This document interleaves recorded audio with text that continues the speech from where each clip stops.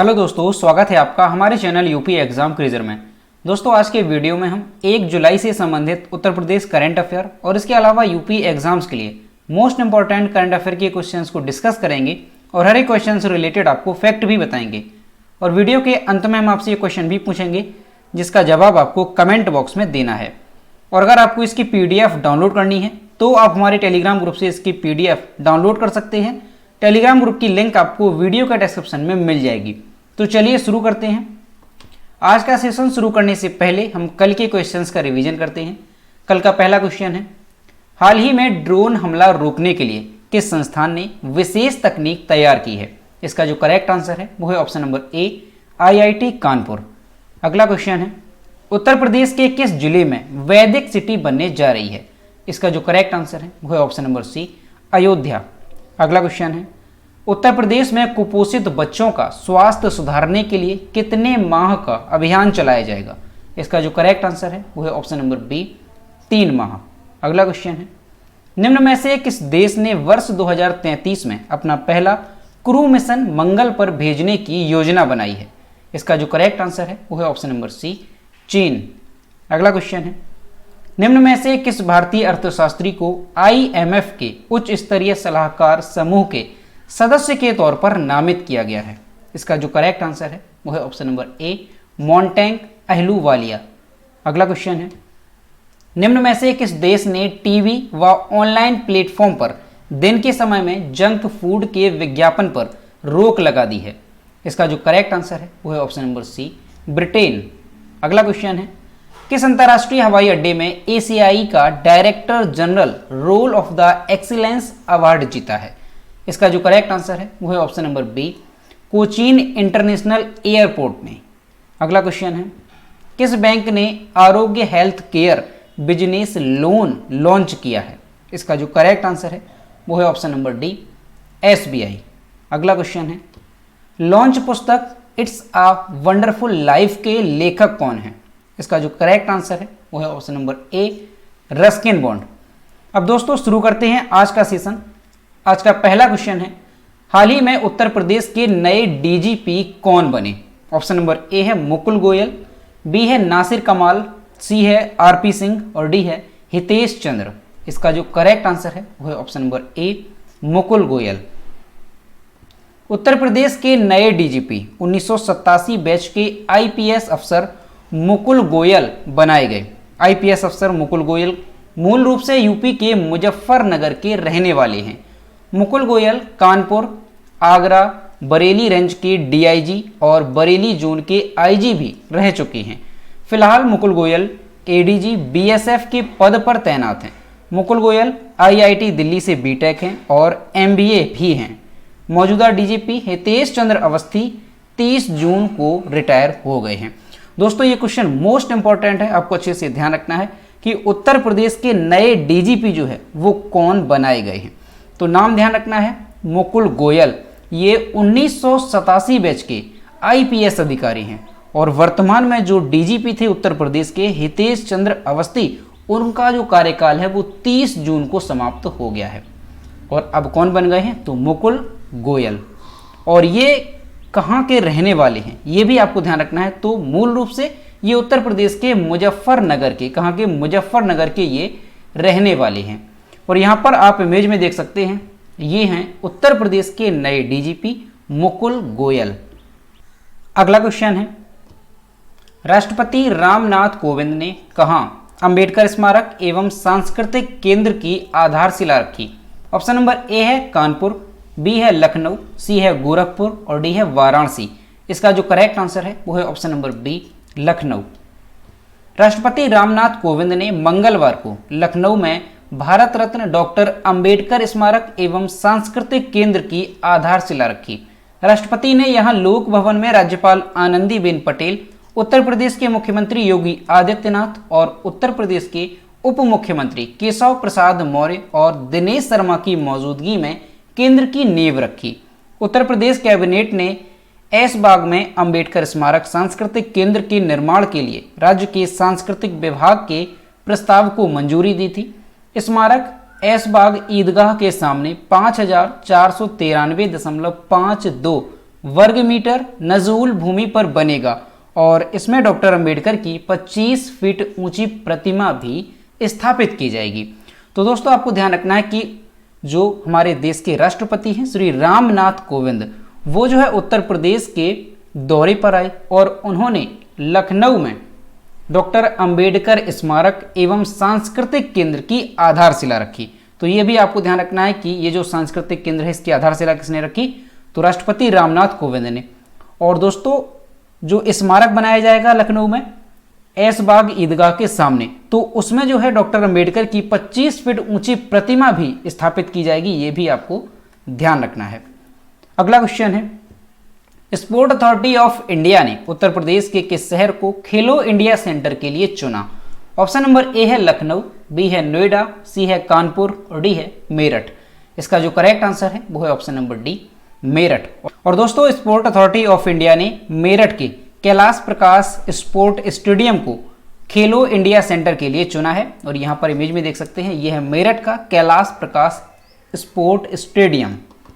Sport authority of India SAI ने देश भर में खोले जा रहे खेलो इंडिया सेंटर के लिए मेरठ के कैलाश प्रकाश स्पोर्ट को चुना है। स्टेडियम में एथलेटिक्स का प्रशिक्षण केंद्र खोला जाएगा। इस केंद्र में एथलेटिक्स के किसी पूर्व अंतर्राष्ट्रीय चैंपियन खिलाड़ी को खेल प्रशिक्षक के तौर पर नियुक्ति मिलेगी। खेल निदेशालय की ओर से मंगलवार को प्रदेश के 75 जिलों में चयनित प्रशिक्षण केंद्रों की सूची जारी की गई, जिसमें मेरठ के एथलेटिक्स का खेलो इंडिया सेंटर खोला जाना है। खेलो इंडिया ट्रेनिंग सेंटर पर महिला और पुरुष खिलाड़ियों की संख्या जो है वो बराबर रहेगी। तो दोस्तों आपको ध्यान रखना है कि स्पोर्ट अथॉरिटी ऑफ इंडिया ने जो देश भर में खेलो इंडिया केंद्र खोले जा रहे हैं उसकी जो है सूची जारी की है, जिसमें से जो मेरठ का कैलाश प्रकाश स्पोर्ट स्टेडियम है इसे एथलेटिक्स का खेलो इंडिया सेंटर के तौर पर चुना गया है। तो ये आपको ध्यान रखना है। अगला क्वेश्चन है, हाल ही में महिलाओं की 400 मीटर बाधा दौड़ में किसने विश्व रिकॉर्ड बनाया? ऑप्शन नंबर ए है उसैन बोल्ट, बी है मैकलॉगलिन, सी है डलिलाह और डी है इनमें से कोई नहीं। इसका जो करेक्ट आंसर है वो है ऑप्शन नंबर बी, मैकलॉगलिन। और यहाँ पर इमेज में देख सकते हैं, यह है मैकलॉगलिन। अमेरिका की सिडनी मैकलॉगलिन ने यूएस ओलंपिक ट्रैक ट्रायल्स में महिलाओं की 400 मीटर बाधा दौड़ 51.90 सेकंड में पूरी करके नया विश्व रिकॉर्ड बनाया।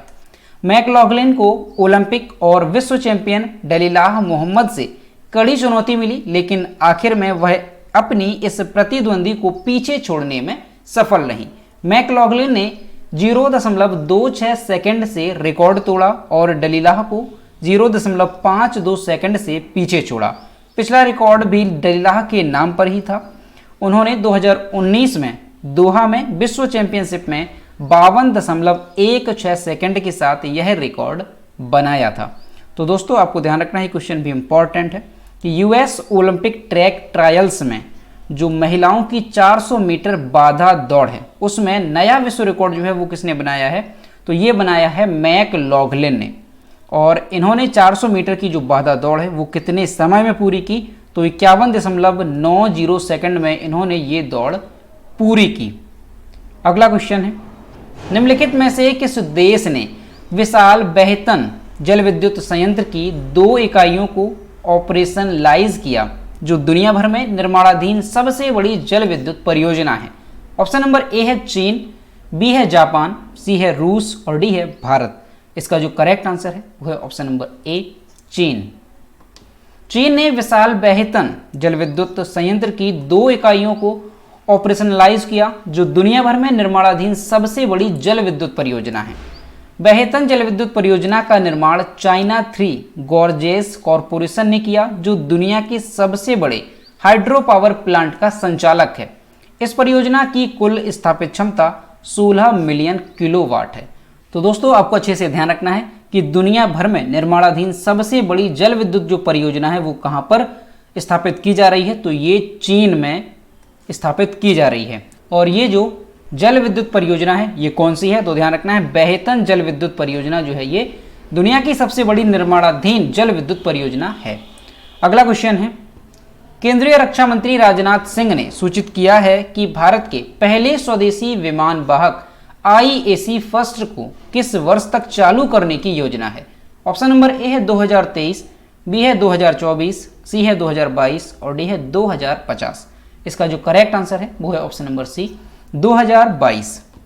केंद्रीय रक्षा मंत्री राजनाथ सिंह ने सूचित किया है कि भारत के पहले स्वदेशी विमान वाहक IAC फर्स्ट को 2022 तक चालू करने की योजना है। एक बार चालू होने के बाद वाहक को भारत के पहले विमान वाहक की याद में INS विक्रांत के रूप में नया नाम दिया जाएगा।